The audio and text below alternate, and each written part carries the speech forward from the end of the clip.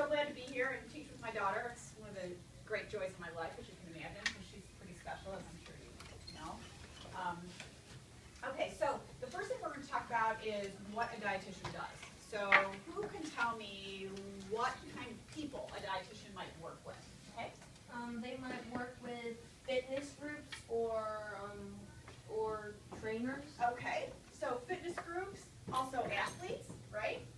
Do you think some professional athletes, and actually some high school and college athletes, work with dietitians or nutritionists? And why might that be? Why? What would be the root cause, the reason why fitness folks would work with a dietitian? Okay. Maybe so the dietitian can tell them what they need to be eating to stay fit for games. They want to be fit. You think someone like LeBron might have a dietitian that he works with? What is he trying to do? Is he just trying to sculpt his body? What is he really, really trying to do? He's trying to get fit for all the games and stuff. Get fit for the games. For what purpose? What is he trying to gain over the opponent? He wants to be healthy.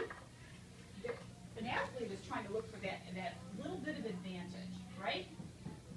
So if you're on track and you hear about a certain kind of shoes that might help you run faster, I can grab those. I think if I really work my body to eat certain things, I'm trying to beat out my opponent, right? So sometimes for an athletic advantage. Okay, who else might a dietitian help? Besides fitness folks. People who need help with their diets, like if they're underweight or Okay, good. I'm glad you said that, because a lot of times the underweight folks get forgotten. Usually think, oh yeah, well you just work with overweight people. But people who are underweight struggle just as much to gain as the overweight folks do to lose. So, okay, really good. How about when you did your health disease projects? Did any of those have nutrition components to them? Wait, what do you mean by that? What did you do for your disease project? I did autism. Okay. Was there anything to do with nutrition with autism? Because there are some people that tweak their. Sometimes autistic people, they might need to eat certain things so they can, some things can poison your brain. Right. Sometimes autistic, the ones I know, they have to eat a certain thing in a certain order in a certain way, and only a certain kind of cracker, and has to be broken. So they were kind of regimented. Yeah. Okay. What about other diseases that might have a nutritional component? I did type 2 diabetes. Okay, awesome. So certain diseases, and how are type 2 diabetics supposed to eat?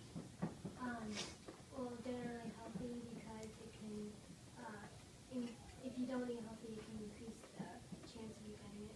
Okay, all right. So at the front end, before someone even has it, it's good to be a healthy weight, because they might not even develop type 2 diabetes. Other diseases like heart disease have a nutritional component. Okay, who else might a dietitian help? Okay. Maybe like a doctor? Okay, so we work at the rehab center that I work at, we work with a team. So we have a doctor, nurses, a dietitian, physical therapist, occupational therapist. We all work as a team to try to help people that are broken get healthier. A guy right now with 2 broken legs and a broken pelvis from an accident, so we're trying to be sure he gets enough food to heal. And that's my job, is to talk to him about this is what you need to eat calorie-wise, protein-wise to heal. Okay? You may also work with mothers who just had a new baby to help give the baby what it needs. Awesome. All areas of the life cycle, and what I mean by that is babies, pregnant ladies, toddlers, teens, people my age, middle-aged folks, and also elderly. So all levels of the life cycle use a dietitian. How about food allergies? Do any of you have food allergies, or anyone in your family? Okay. Would you mind saying which type of food allergy? Sorry, Ed. Okay. I think my brother is allergic to avocado. Okay. So people who, that would be kind of specific because you would just kind of watch out for avocados. But say something like nuts. Someone in the last class was allergic to nuts. So you now have to watch out for nuts, but also nut oils that might be part of the salad dressing in a restaurant. So sometimes dietitians help folks with allergies learn to read menus and pinpoint things so they don't cause an allergic reaction. My cousin's allergic to high fructose. Oh, okay, that's an interesting one. Corn allergies are really tough because corn is in a lot of things. I have a lady who's so allergic to corn, she can't drink out of the certain kind of plastic cups that we use at our rehab facility because they're coated with a little bit of plasticky stuff, and she says they have corn in them, so she's very, very allergic. Okay. My oldest sister, Carrie, she is allergic to all kinds of shrimp and a little bit of different crustaceans. Okay, so you have to be really careful then when you eat out, or you go to a sleepover, you go to a party, you go to a wedding reception, that you don't get something that has, because you're not sure how it's made, right? You don't know exactly. Okay, next we're going to cut to why we eat. What's the major reason why we eat? Okay. So we can gain the nutrients from the food. Okay, because our bodies work on nutrients, right? Carbohydrates, protein, fat, water, all the things you've been learning. You've already learned this, right? Pretty much? Okay, so the nutrients we need for energy. Okay, that's how our bodies are made, that we eat so that we can stand up, think, walk, talk, and have energy. But we eat for a lot of other reasons. What are some other reasons that you can think of why we eat? Okay. To stay alive. All right, same thing here. So we're trying to do this to stay alive, right? All right, why else? Okay. Pleasure. Pleasure. Let's not forget that food tastes really good, okay? When we walk outside the mall and smell the Cinnabon, we smell the greasy smell of, what's that place by the Dayton Mall? Tacos. Auntie Anne's? No, I was thinking like the stir-fried place. Oh, BD's Mongolian Grill? Yeah, pleasure. That's my So favorite. we like the taste of food, and that's okay. Sometimes we get so worried about what we should and shouldn't be eating, we forget how delicious it is. Oh, you mean P.F. Chang's. Oh, P.F. Chang's, that's exactly. That too. Right. Okay. All right, why else might we eat? What about advertisements? Do those impact how we eat? Yes. How so? Give me an example. Well, if there's like a knockoff brand that you don't really know about, like, and nobody's really heard about, you would want to lean towards the brand that like everyone knows about and you already know what it tastes like. Okay. So there's certain things we're brand specific about. We know what Pizza Hut thin crust tastes like. We know what Mongolian beef at that place tastes like. We know what an Auntie Anne's pretzel tastes like. All right. How else would an ad affect us, though? Well, a lot of times different companies use different colors and it makes you feel different colors. Okay, so certain colors, or say after dinner, for example, you've already eaten, you're totally full, you sit down to watch TV, and a Pizza Hut commercial comes on, and there's stringy cheese, and there's steam coming off of it, and you think, man, I wish we could order pizza. I would really like some. Are you hungry at that point? No. You just want it, because the ad is enticing with the beautiful colors and things. All right, how about culture? Does culture have anything to do with how we eat? Okay, give me an example. Like if you were from a certain country, you might want like that type of food. Right. What kind of things are associated with America? What's considered like an all-American food? French fries? Okay, what else? French fries are all American. Hot dog and hamburgers. Hot dogs and hamburgers. Okay. Like greasy things. Okay, yeah, isn't it sad that all the things that we associate with Americans are not very healthy? Okay, so say I lived in Hawaii that's completely surrounded by water. How might a Hawaiian person's diet differ from me if I lived in Milford? Well, if you live in Hawaii, since you're so close to the coast, you would eat more fish. We would eat more fish. But if you lived like here, then you wouldn't have as much access to it. You're right, exactly right. And the fish would probably be wonderful and delicious because it would be so close to where I live. It would be fresh, it wouldn't be stinky, it wouldn't be slimy. It's harder for us because we're not living near a body of water. Okay, let's see, what am I missing here? How about convenience? What does convenience have to do with how we eat? Is that factor at all? It is. How so? Well, if you're hungry, you don't really want to do anything. You don't want to do anything to eat, you don't want to take a long time. Okay, Mom, I'm really starving, what can I have fast? Oh, well, I've got it roasted for dinner, it'll be ready in about an hour. Oh, yeah, I'm really hungry right now, I need something fast, right? Because we're so busy, right?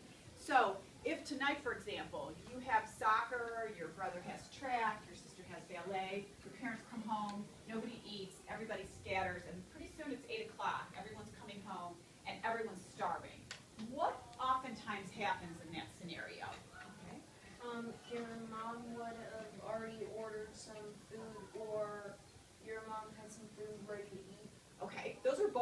scenarios that can happen, right? Sometimes we say, let's just stop and get something. The flip side is, if your mom or dad plans ahead, then that might be ready, right? What are some creative ways your families get around the whole, we're busy, we don't have time to plan, okay? Well, we eat before the sport. So Okay. when we come home, like, nobody's waiting. Right. We eat beforehand, so we plan ahead. Sometimes if my cooker is busy week, my mom makes a whole bunch of food and visits it. Oh my gosh, that's wonderful. The planning is what we resist, and it's hard to do that because we really don't feel like it on Sunday. Planning ahead, that's a really good mom or dad that plans ahead, because that way we can still eat healthy and we're not eating fast food every night, especially on those busy nights. Now, typically in a family, you know that Monday and Thursday are your really bad nights. Those are the nights that maybe you could help out with that. What can I help chop up? How can I help get ready? What were you going to say? Sometimes when like my brother or sister and I have something that goes really late, we'll pack like a few snacks and then my mom will cook dinner and everyone who's not going stays home and eats but leaves some for the people. Okay, good. So she can kind of stack it. Miss Angelo uses her crock pot a lot, and sometimes she doubles and triples recipes so that on nights when she has cheer, there's something to eat. Because a lot of times on a night she gets home late from cheer, what would be an easy thing to do on the way home? Stop and get something, right? But she knows she's got all that homemade delicious food in the freezer that she's made with her loving hands, so she pulls one out of the freezer, okay? So that's really important. Let's see if we've missed anything. What?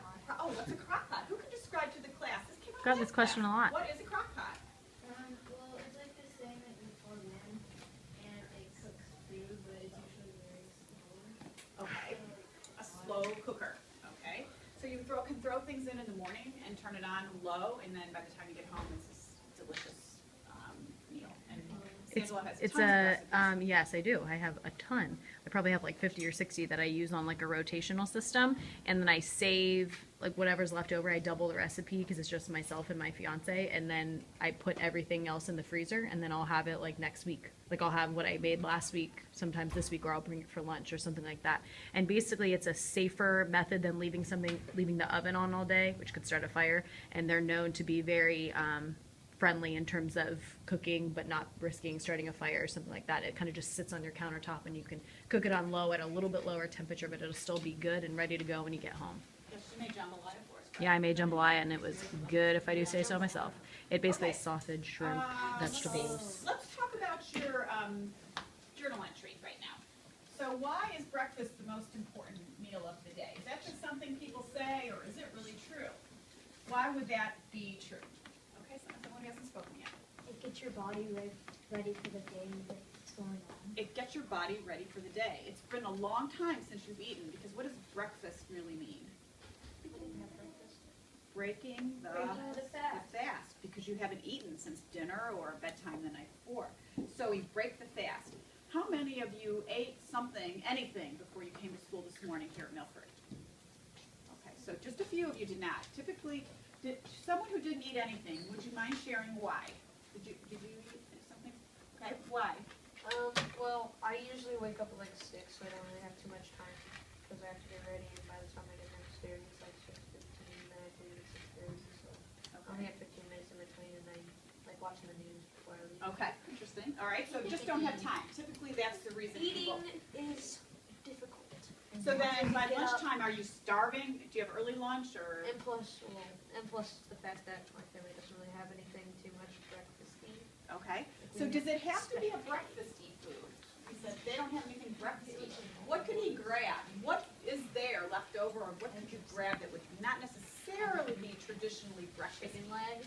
Okay, chicken leg, we talked about that earlier this morning. And Someone else roasted is eating chicken leftover leg. pizza, and what else? What else, what could he have that would be handy? Okay, all righty, what else? Well, it's not handy, but it's healthy. Okay, Pasta. okay, pasta, that might be kind of hard on the way to the bus. What could you do that would be portable that you could take on the way to the bus? A cup of coffee.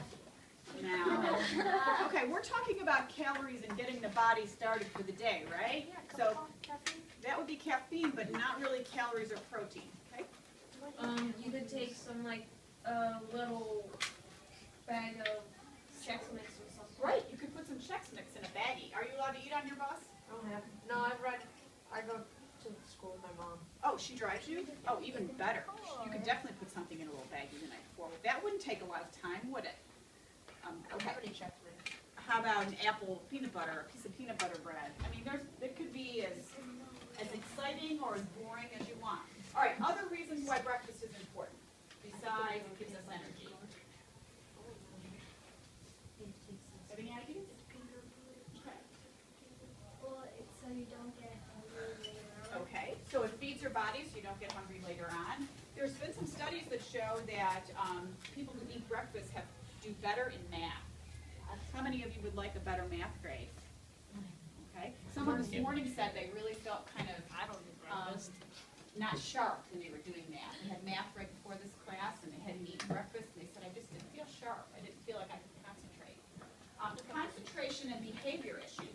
Do we have any behavior problems in here? Okay.